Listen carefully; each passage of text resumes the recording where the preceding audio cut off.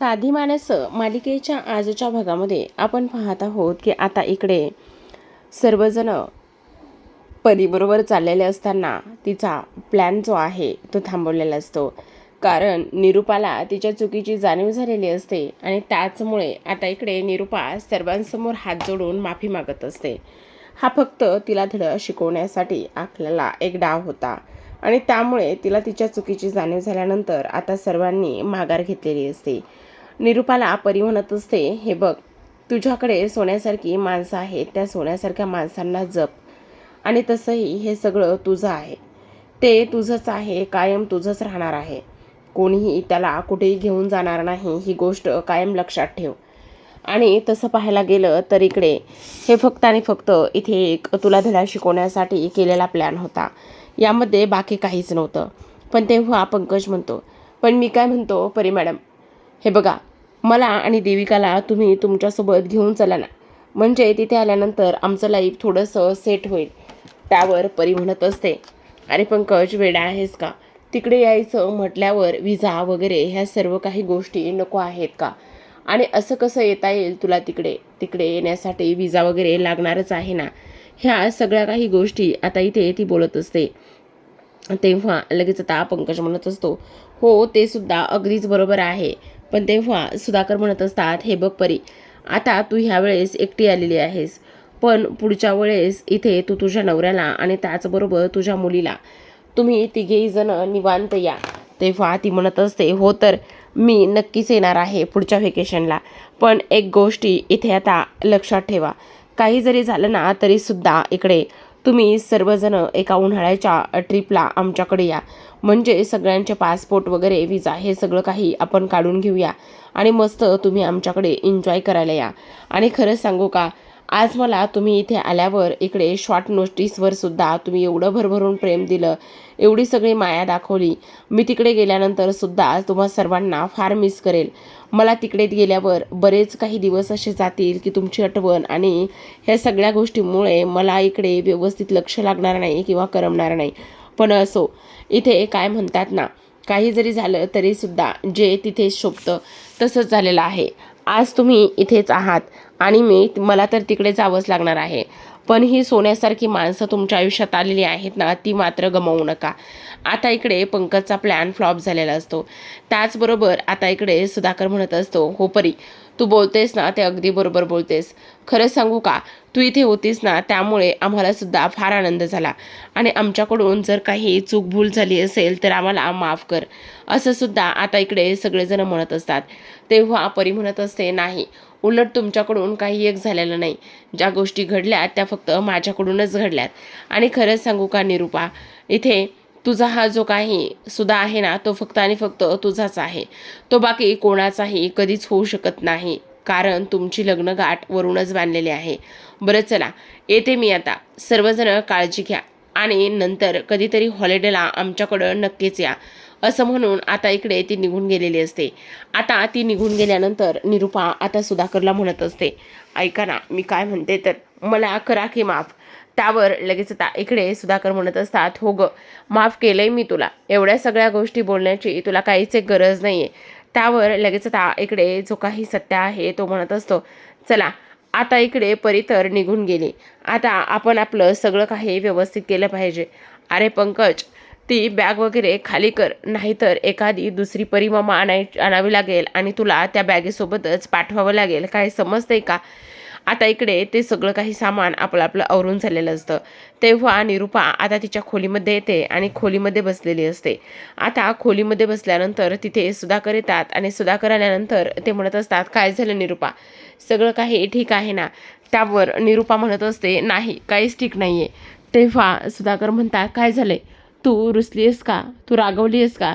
तेव्हा ती म्हणत असते, हो, मी तुमच्यावर रागवली आहे, मी तुमच्यावर रुसली आहे. तेव्हा सुधाकर म्हणतात, हे बघ, काय झालं निरूपा, एवढ्या सगळ्या गोष्टी झाल्यात ना, आता झाली गेली ना परीसुद्धा, मग का रागवलीस, मग का रुसलीस? तेव्हा आता इकडे निरूपा म्हणत असते, हो, पुन्हा एखादी परीसारखीच कोणीतरी आणाल कॉलेजची मैत्रीण वगैरे आणि माझ्या सोबत असं कराल काय हो? माझं प्रेम नाही आहे का तुमच्यावर? मी तुम्हाला आवडत नाही आहे का? मी अशी आहे का? मी तशी आहे का? ह्या सर्व गोष्टी निरुपा म्हणत असते. तेव्हा सुधाकर म्हणत असतात, अगं असं काय करतेस निरुपा? तू तर पहिल्यापासूनच चांगली आहेस, हे मला सुद्धा माहिती आणि तुला सुद्धा. पण बघा ना, परीने एवढं सगळं काही केलं आणि त्यामुळे तेव्हा सुधाकर म्हणतात, हे बघ ते करणं गरजेचं होतं. त्यावर आता इकडे निरुपा म्हणत असते, हो खरं तर माझंच चुकलं. तेव्हा आता इकडे सुधाकर म्हणत असतात, हो तुझं चुकलेलंच आहे. पण काय गं निरुपा, गंमत आहे ना, म्हणजे सुदू सुदू बोलायला किती छान वाटतं बघितलंस ना. तू सुद्धा मला इथे सुदू सुदू कधीतरी असं बोलू शकतेस बरं का. तेव्हा ती म्हणत असते, नाही अजिबातच नाही. ते कसं वाटतंय शिवाय मला लाज येते. त्यावर लगेच आता सुधाकर म्हणत असतात, अगं असं काय करतेस? ह्या खोलीमध्ये तर बोलायचं आहे ना, कुठे बाहेर जाऊन बोलायचं आहे? बोल की गं एकदा, सुदू सुदू बोलू शकतेस ना तू एकदा. पण निरुपा मात्र नाही बोलत, कारण तिला फारच अवघडल्यासारखं होत असतं. तेव्हा आता इकडे सुधाकर म्हणत असतात, हे बघ निरुपा, माझ्या आयुष्यामध्ये फक्त तू आणि तूच आहेस, बाकी कोणीही नाही आहे. पण तरीसुद्धा तुला एकदा खात्री करून घ्यायची असेल तर तू घेऊ शकतेस. तेव्हा निरुपा म्हणत असते, नाही नाही, त्या सर्व गोष्टी करण्याची काहीच एक गरज नाही. खरं पाहायला गेलं तर इकडे असं सुधू वगैरे हे सगळं काही मला बोलायला नाही आवडत आहे. मला थोडंसं अवघडल्यासारखं होतं. आपलं वय झालं आहे आता, आणि तसंही पाहायला गेलं तर मला कोण म्हणतंय वय झाले म्हणून? तू बघितलंस ना परी कशी माझ्या प्रेमात पडली होती. तेव्हा ती म्हणते, बाद झालं हो आता, खूप झालं हे सगळं काही बोलून, चला. असं म्हणून दुसऱ्या बाजूला मीराने आता चटईखाली अंतरलेली असते आणि चटई अंतरल्यानंतर इकडे मात्र सत्याची कंटिन्यू स्वतःशी एकट्याशीच बडबड सुरू असते. सत्या म्हणत असतो, सत्याचा वादा म्हणजे खरंच ना, सांगलीचा दादा आणि सत्याचा वादा ह्यात काही वेगळं नाहीच आहे. आत्तापर्यंत खूप काही गोष्टी ते केलेल्या आहेत, पण खूप काही गोष्टी करून सुद्धा इथे मी कधीच असा वागलो नव्हतो. पण आज मात्र फारच मजा आली बरं का धूमकेतू. तेव्हा मीरा म्हणत असते, हो मजा तर आलेलीच आहे. तेव्हा सत्या म्हणत असतो, पण धूमकेतू एक गोष्ट तुझ्या लक्षात येते का? तेव्हा आता मीरा म्हणत असते, कोणती आणि कसली गोष्ट लक्षात येते? तू बघितलंस ना, म्हणजे आपण घी सीधी उंगली से नहीं निकला तो उंगली टेढ़ी की तो बराबर सब कुछ होता है. तेव्हा मीरा म्हणत असते, हो का, सगळं काही बराबर होतंय. पण मला एक गोष्ट सांगा, काय हो, मी जर कधी तुमच्यासोबत अशी चुकून माकून चुकीच्या पद्धतीने वागले तर तुम्ही सुद्धा माझ्यासोबत असंच करणार आहे का? त्यावर सत्या म्हणत असतो, नाही मीरा, तुला एक सांगू का धूमकेतू, तू असं कधीच वागणार नाहीस आणि त्याचबरोबर अशा ह्या सर्व गोष्टी कधीच होणार नाही आहेत ह्याची मला पूर्ण खात्री आहे. तेव्हा तरीसुद्धा मीरा म्हणत असते, पण मला तरीसुद्धा जाणून घ्यायचं आहे. तेव्हा सत्या म्हणत असतो, काही जाणून वगैरे घ्यायचं नाही आहे. तेव्हा तो उठून उभा राहतो आणि मीराच्या जवळ जात असतो. तेव्हा मीरा म्हणत असते, काय करताय हे तुम्ही, जरा लांब हो ना माझ्यापासून. तेव्हा सत्या म्हणत असतो, हो तर लांब तर होणारच आहे, पण तो आत्ता लांब नाही होणार आहे. चल माझ्या प्रश्नांचं उत्तर मला दे. तेव्हा मीरा मात्र लाजून लाल झालेली असते आणि ती म्हणत असते, काय हो, प्रत्येक गोष्टीला काहीतरी काळवेळ असतो, तसं तुम्ही सर्व काही विसरला आहात का? चला बाजूला व्हा. तेव्हा सत्या म्हणत असतो, हो विसरलो आहे तर विसरलो आहे. तेव्हा मीरा म्हणत असते, हे बघा माझा ना इकडे उजवा डोळा फारच फडफडतोय, तेव्हा काहीतरी चांगली गोष्ट होणार आहे बहुतेक. त्यावर सत्या म्हणत असतो, कोणती आणि कसली चांगली गोष्ट होणार आहे? ते उजवा डोळा फडफडतोय म्हटल्यावर बहुतेक मला माझ्या आनंदाच्या काहीतरी नक्कीच चांगल्या गोष्टी होतील असं इकडे सत्या म्हणत असतो. तेव्हा आता हे सर्व काही झाल्यानंतर आपण पाहतो की इकडे मीरा कंटिन्यू त्याला बाजूला करत असते, लांब करत असते, पण सत्या मात्र तिच्या जवळ जाण्याचा तो पूर्ण प्रयत्न करत असतो. आता दुसऱ्या दिवशी सकाळी वेळ असते. सकाळची पहाट मात्र गायकवाड कुटुंबामध्ये खूपच सुंदरशी झालेली असते, कारण सकाळी सकाळी आपण पाहतो की इकडे आता सगळेजण हॉलमध्ये येणार असतात. तेवढ्यातच अगोदर सत्या येतो. सत्या ते एक बाऊल ओपन करतो आणि त्यामध्ये जो ढोकळा, आता हा ढोकळा कोणी बनवला असेल असा प्रश्न सत्याला पडलेला असतो आणि तो सर्वांनाच आवाज देत असतो की आज हा जो काही नाश्ता आहे तो नेमका कोणी बनवलाय असा प्रश्न पडल्यानंतर सगळेजण येतात आणि तो ढोकळा खात असतो. तेवढ्यातच मीरा आलेली असते आणि तो म्हणत असतो, धूमकेतू आज तू माझ्यासाठी नाश्ता बनवलायस, म्हणजे हा ढोकळा आणि ही कोथिंबीर वडी तू बनवलीस? तेव्हा ती म्हणते, नाही नाही मी नाही बनवली. तेवढ्यातच आता तिथे रवी आलेला असतो. मग तो रवीला विचारतो, खरं खरं सांग रव्या, तू बनवलीस का ही कोथिंबीर वडी आणि त्याचबरोबर हे सगळं काही तू पाठवलंयस का? त्यावर लगेच आता इकडे तो सुद्धा म्हणत असतो, छे छे मी नाही बनवलं. तेव्हा आता इकडे रियाकडे बोट करतात. रिया म्हणत असते, मला ऑमलेट आणि कॉफीशिवाय दुसरं काय बनवता येतं, तुम्ही मला कशाला विचारताय उगाचच, मी काहीच नाही केलेलं, असं इकडे ती सांगत असते. तेव्हा इकडे आता हे सगळं कोणी बनवलं असा प्रश्न, आता मग देविकाने बनवलं असेल का? छे, देविकाला कुठे बनवता येते, देविकाने नसेल बनवलं. तेव्हा मला असं वाटतंय की अरे आईनं बनवलं असेल आणि आईनं बनवून ती निघून गेली असेल. तेव्हा सत्या म्हणत असतो, आजीला तर मी पहाटेच इकडे सोडून आलेलो आहे, मग आजीनं कुठलं काय आणि कसं बनवलं असेल, नाही हे कोणी बनवलंय ना तेच कळत नाही, असा विचार तो आता इकडे करू लागतो. आता हे नेमकं कोणी बनवलंय, बापरे, चव तर एकच नंबर आहे. तेवढ्यातच आता इकडे समोरून आवाज येतो आणि समोरून आवाज आल्यानंतर सर्वांचं लक्ष तिकडे जातं, कारण समोरून येणारी व्यक्ती निरूपा असते आणि निरूपा आल्याबरोबर ती म्हणत असते, हे सर्व मी बनवले. काय निरूपा, तू बनवलंयस हे सर्व? तेव्हा निरूपा म्हणत असते, हो, हे सर्व काही मी बनवलं आहे आणि तुम्हा सर्वांसाठी ह्या सर्व गोष्टी मी बनवल्या आहेत, असं इकडे ती सांगत असते.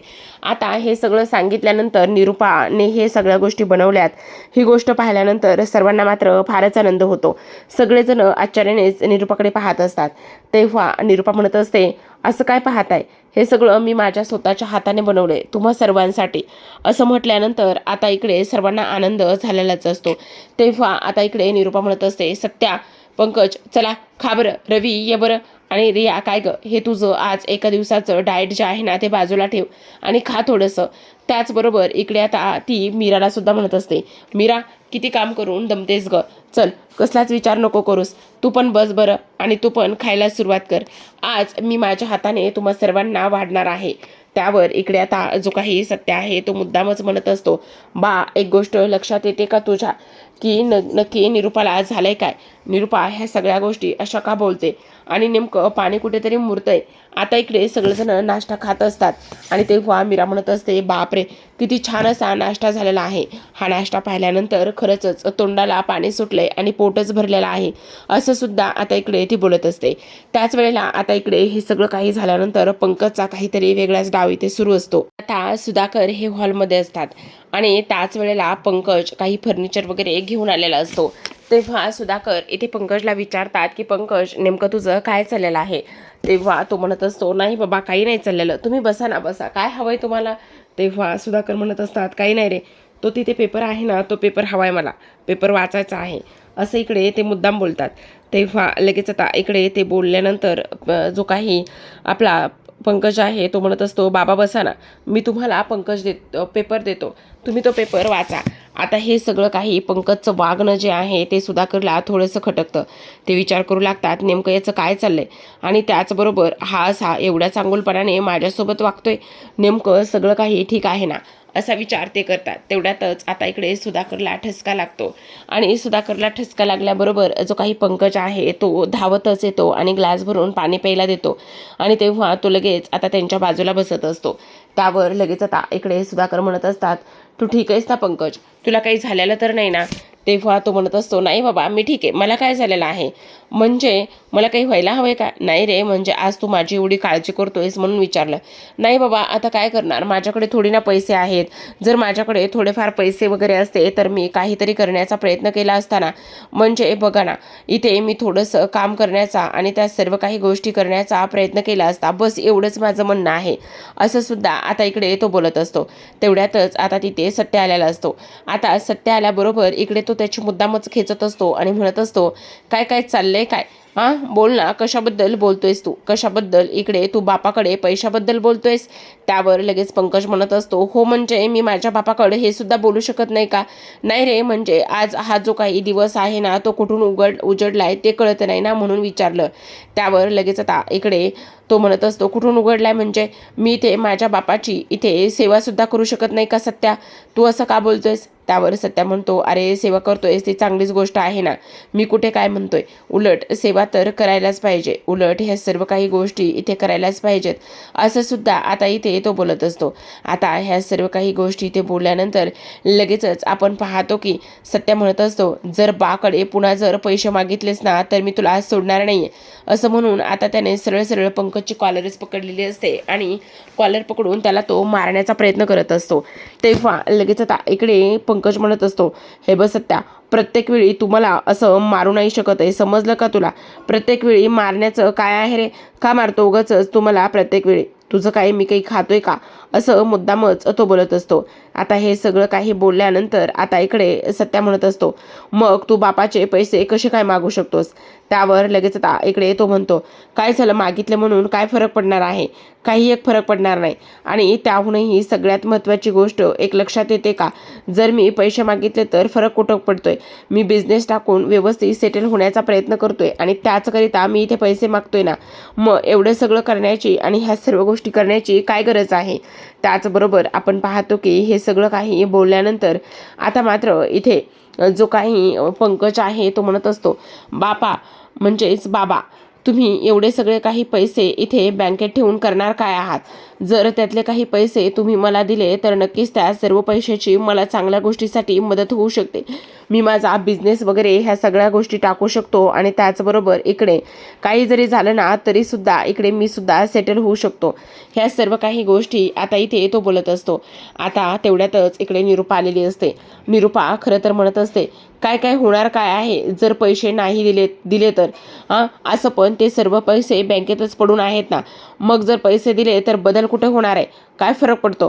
तुम्हाला पण ना इथे कळतच नाहीये पोरांसोबत कसं वागावं, काय करावं, काय बोलावं. तेवढ्यातच आता इकडे सत्या म्हणत असतो, निरूपा निरूपा काय करतेस? आवाजाची पट्टी तुझ्या फारच चढलेली आहे. आवाजाची जरा वरची पट्टी होतीये, जरा सावकाशीनं घे, असं आता इकडे तो मुद्दामच म्हणत असतो. आता हे सर्व काही बोलल्यानंतर आपण पाहतो की इकडे पंकज म्हणत असतो, नाही, काही जरी झालं ना तरी सुद्धा मला पैसे हवेत. तुम्ही मला पैसे द्या थोडेफार, आणि थोडेफार पैसे दिल्यानंतर मी नक्की त्याचा बिझनेस वगैरे ह्या सगळ्या गोष्टी काहीतरी टाकू शकतो. आणि ह्या सगळ्या गोष्टी टाकल्यानंतर इथे मला सुद्धा स्वतःच्या पायावर उभं राहायला मिळेल. तेव्हा निरूपा म्हणत असते, हो पंकज अगदी बरोबर बोलतोय. तुम्ही त्याला थोडेफार पैसे दिले तर नक्कीच तो त्याच्या आयुष्यात आणि त्याच्या लाईफमध्ये पुढे जाऊ शकतो. तुम्हाला ह्या सगळ्या काही गोष्टी इथे समजायला हव्यात, असं सुद्धा आता इकडे तो बोलत असतो. त्याचबरोबर इकडे आता पुन्हा एकदा निरूपाचा आवाज चढलेला असतो आणि तेव्हा सत्या म्हणत असतो, काय चाललंय काय? पुन्हा एकदा आवाज चढलेला आहे निरूपा, जरा सावकाशीनं आणि जरा सबुरीनं घेणार आहेस का? तेव्हा निरूपा म्हणत असते, नाही नाही सॉरी, खरं तर मला माझा आवाज अजिबात चढवायचा नव्हता, पण त्याचं काय झालं ना, इकडे मी काय म्हणते हे ऐकतच नाहीत माझं काही. म्हणजे ह्यांनी इकडे थोडाफार तरी विचार केला पाहिजे ना. काय होणार आहे जर पोरांना आपण थोडे थोडे पैसे दिले तर काय फरक पडतोय? तेव्हा इकडे आता लगेचच जे काही सुधाकर आहे ते सुधाकर एक फार मोठा निर्णय घेतात आणि ते म्हणत असतात, ठीक आहे, तुम्हाला जर पैसेच हवेत ना तर मी पैसे देण्यासाठी तयार आहे. तेव्हा पंकजला आनंद झालेला असतो आणि त्याला आश्चर्याचा धक्काच बसतो. तो म्हणत असतो, बापा अजिबात काळजी करू नका. तुम्ही मला जरी पैसे दिले ना तर त्या पैशाचे मी नक्कीच काहीतरी वाढवूनच देईल. म्हणजे एका महिन्यामध्ये जर तुम्ही मला 5 लाख रुपये दिले तर त्या 5 लाखाचे 7 लाख रुपये मी करून तुम्हाला देईल, असं इकडे तो बोलत असतो. आणि तुम्ही आता कोणाच्याही बोलण्यात येऊ नका प्लीज, आणि तुम्ही मला ते पैसे द्या, असं सुद्धा आता इकडे त्याचं म्हणणं सुरू असतं. त्याचबरोबर सत्या म्हणत असतो, हे प्रत्येक वेळी तू अशाच गंडवतोस आणि अशाच पद्धतीने पैसे मागत राहतोस, तुला काही गोष्टी कळतच नाहीयेत. त्यावर आता इकडे तो म्हणत असतो, सत्या आता तू गप्प बसणार आहेस का? काय ह्या सगळ्या गोष्टी तू उकरून काढतोयस? तेव्हा आता इकडे सुधाकर म्हणत असतात, असू दे सत्या, खरं पाहायला गेलं ना तर इकडे देऊ दे त्याला पैसे, कारण मला पण बघायचं आहे. त्याला पुन्हा असं वाटायला नको की बापाकडे एवढे पैसे होते आणि बापाने मात्र 1 रुपया आपल्याला दिला नाहीये म्हणून. त्यामुळे मी आता इथे तुम्हाला प्रत्येकाला 5-5 लाख रुपये देण्यासाठी तयार आहे, असं सुधाकरने स्पष्टपणे सांगितलेलं असतं. आता ह्या सर्व गोष्टी सुधाकरने सांगितल्यानंतर इकडे सत्याला तर आनंद झालेलाच असतो, सोबतच निरूपा आणि त्याचबरोबर पंकजला सुद्धा. तर आजच्या भागामध्ये एवढंच. उद्याचा भाग फारच जास्त इंटरेस्टिंग असणार आहे, कारण उद्याच्या भागामध्ये आपल्याला असं पाहायला मिळणार आहे प्रेक्षकांनो की आता इकडे जो काही सत्य आहे तो 5 लाख रुपये मीरासमोर घेऊन असतो आणि तो म्हणत असतो, ही खरं तर माझ्या बापाच्या आयुष्यातली खूप मोठी कमाई आहे. त्या कमाईचं मी नक्कीच सोनं करून ठेवणार आहे. काही जरी झालं ना तरी सुद्धा हे पैसे जे आहेत ना, मी हे पैसे योग्य मार्गाने आणि योग्यच परीने दाखवणार आहे, घालणार आहे, असं सुद्धा आता इकडे तो बोलत असतो. त्याचबरोबर प्रेक्षकांनो दुसऱ्या बाजूला पंकजला सुद्धा आनंद झालाय आणि तो म्हणत असतो, हे पैसे मला इथे बापाने दिलेत आणि ह्या पैशाचे इथे मी 7 लाख रुपये करून दाखवणार दाखवणार आहे, हीच मी माती खाल्ली आणि जर एका महिन्यामध्ये मी 7 लाख रुपये नाही केले तर घरामध्ये अर्धी मिशी काढून मला वावरावं लागणार आहे, असं इकडे तो देविकाला सांगत असतो. तर प्रेक्षकांनो, पाहत राहा साधी माणसं. खूपच इंटरेस्टिंग असा हा भाग होता. नक्की चॅनलला सबस्क्राईब करा आणि हा एपिसोड, हा रिव्ह्यू एन्जॉय करा. भेटूयात उद्याच्या भागामध्ये. तोपर्यंत धन्यवाद.